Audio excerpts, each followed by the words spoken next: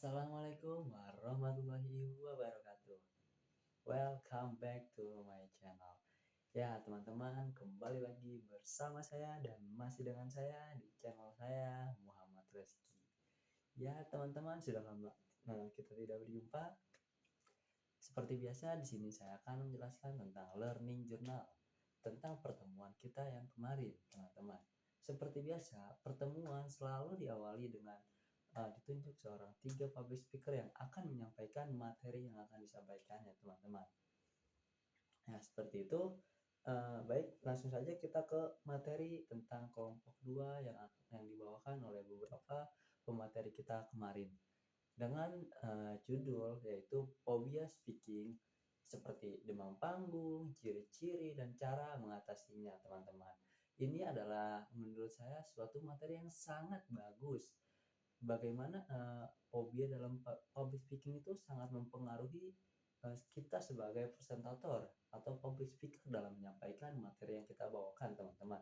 Ya, langsung saja pertama itu ada phobia speaking atau glossophobia. Nah, glossophobia ini adalah kayak lidah yang cemas atau takut gitu, teman-teman. Jadi, bisa diartikan itu ketakutan berbicara di depan umum. Nah, di dalam psikologi, kondisi ini tuh menggambarkan rasa takut berlebihan yang dapat muncul, teman-teman, saat seseorang harus berbicara, seperti saat perkenalan, presentasi, atau menyampaikan pendapat, teman-teman. Nah, selanjutnya juga ada tentang ciri-ciri dari demam panggung. Teman-teman perlu ketahui, ciri-ciri seseorang demam panggung atau public speaker yang demam panggung ada beberapa ciri dan karakteristiknya, teman-teman. Yang pertama, mulut dan tenggorokan terasa kering. Jadi misalkan ya, ciri-ciri orang demam panggung tuh bahkan belum mulai atau baru mulai beberapa menit aja gitu ya. Itu tuh mulut sama tenggorokannya tuh kerasa kering gitu. Jadi kayak ya kering aja bawaannya. Nah, padahal ngomong tuh baru bentar. Belum ngomong yang panjang sampai 5 menit, 10 menit itu belum. Tapi kadang tuh mulut sama tenggorokan tuh terasa kering. Itu bisa mungkin teman-teman merasakannya juga, mungkin itu ciri fisik dari demam panggung. Selanjutnya itu ada jantung berdebar kencang. Nah, baru nih misalkan kita baru dipanggil atau kita baru mau menyampaikan materi. Nah, kita tuh langsung berdebarnya tuh kencang, kayak kencangnya itu nggak karuan gitu, teman-teman. Itu tuh ciri-ciri demam panggung. Selanjutnya itu tangan atau tubuh gemetar. Nah, kayak gini nih, teman-teman. Kayak badan, kaki kita tuh nggetar tiba-tiba pas kita lagi di depan. Itu mengisyaratkan kalau kita tuh demam panggung. Selanjutnya itu ada berkeringat dingin, nggak panas, nggak apa gitu ya misalkan. Bahkan ketika di dalam ruangan gitu ya, ber-AC gitu ya. Nah, kadang tuh keringet gitu, keringat keluar, teman-teman. Itu karena disebabkan demam panggung. Nah, selanjutnya itu ada wajah tampak memerah dan tenggorokan kering seperti yang tadi. Nah, wajah tampak merah tuh bisa mengisyaratkan seseorang itu tuh lagi demam panggung atau lagi cemas, takut seperti itu, teman-teman. Selanjutnya itu suara tuh kadang menjadi terbata-bata atau hilang. Ada yang kayak eh eh kayak gitu, teman-teman. Itu salah satu dari demam panggung. Bahkan ketika di tengah suara gitu ya, kadang suara tiba-tiba hilang. Terus bingung mau ngomong apa lagi. Itu demam panggung, teman-teman. Selanjutnya itu ada mual, pusing atau sakit perut. Nah, biasanya itu kadang kebiasaan, teman-teman. Jadi kebiasaan yang kalau misalkan kita mau maju nih ya, itu tuh kita udah panik duluan sehingga menimbulkan mual, pusing atau sakit perut. Malah ada saya pernah dengar itu kalau ada orang yang mau tampil tuh apa-apa harus buang air besar dulu, harus ngapain dulu. Itu tuh katanya buat ngilangin demam panggung seperti itu, teman-teman. Selanjutnya itu ada masih ciri-ciri demam panggung, tapi sekarang ya ke ciri psikologis dan emosional ya, teman-teman. Yang pertama itu pikiran negatif.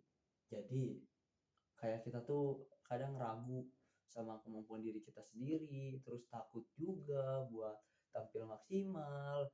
Selanjutnya itu takut dinilai atau ditertawakan orang lain. Selanjutnya itu merasa panik atau cemas berlebihan. Selanjutnya juga itu fokus ke penilaian orang. Kayak kita tuh nggak mikirin penilaian kita sendiri. Jadi kayak kita tuh fokus banget nih, orang tuh harus ngeliat kita tuh kayak gimana, kayak gitu. Selanjutnya juga ada sulit berkonsentrasi. Jadi orang yang demam panggung gitu ya, kayak susah orang itu tuh konsentrasi, malah materi yang bakal dia sampaikan itu kadang buyar.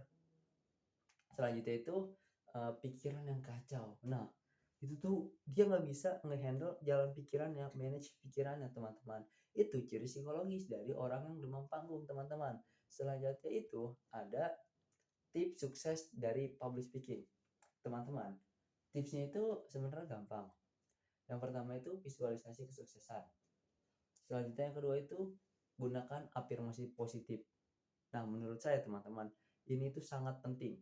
Afirmasi positif itu sangat penting, teman-teman. Karena ketika kita percaya sama diri kita sendiri, kita apa ya, mengemukakan pendapat, solusi yang baik-baik tentang kita, itu tuh bisa jadi dorongan buat kita. Selain itu adalah latihan visualisasi, latihan ke teman-teman, ke yang lain. Nah, terus selama pidato, gunakan yang namanya visualisasi dan afirmasi ke diri kita sendiri, teman-teman. Nah, selanjutnya itu ada cara mengatasi rasa takut dan percaya diri saat menjadi pembicara, teman-teman. Yang pertama pasti seperti yang sudah saya jelaskan di learning learning journal kemarin, yaitu kuasai materi ataupun topik yang akan kita sampaikan. Selanjutnya itu kenali siapa saja audiens pendengarnya. Sebelum mulai, tatap dan sapa audiens untuk melakukan pendekatan. Hindari pembicaraan berbau sara dan jangan menyudutkan seseorang dalam pembicaraan. Dan juga kita harus bisa yang namanya uh, bahasa tubuh atau body language, teman-teman. Mungkin hanya itu yang bisa saya sampaikan. Kurang lebihnya mohon maaf apabila ada salah kata. Wabillahi taufiq walhidayah. Wassalamualaikum warahmatullahi wabarakatuh.